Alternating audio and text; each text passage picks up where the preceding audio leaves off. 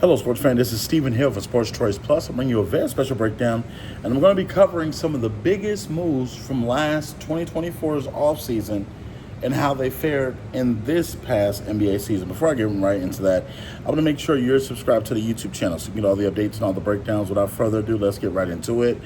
One of the biggest moves that happened before we realized what was going on to start the season, if you will, was one of the biggest blockbuster trades that we had.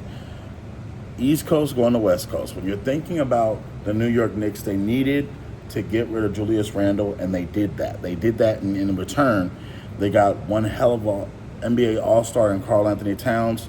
They sent Dante DiVincenzo, Julius Randle, and a couple of different pieces. You know, it was a three-team trade between them, the Hornets, and also the Knicks. The main pieces in this was DiVincenzo, Julius Randle, and Karl Anthony Towns.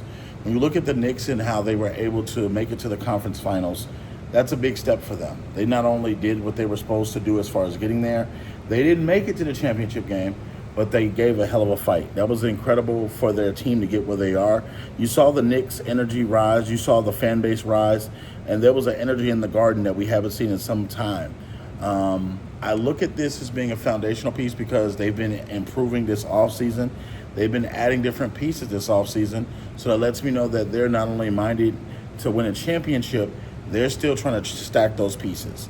I think Minnesota benefited from that because you saw Ant-Man benefit from having Julius Randle. You saw DiVincenzo make key contributing factors when he made certain points and certain stops throughout the playoffs. So I think it was New York won the trade in the end, because they got Karl Anthony Towns, and he's better than DiVincenzo and Randle combined. But you think of this, they needed a leader in New York as far as in the post. They got that, and they're still building. So I think that's one of the most craziest moves that I've seen in some time. So all you NBA fans, what do you feel about this move? Do you feel like this was a big move? Do you feel like it was a win for the Knicks?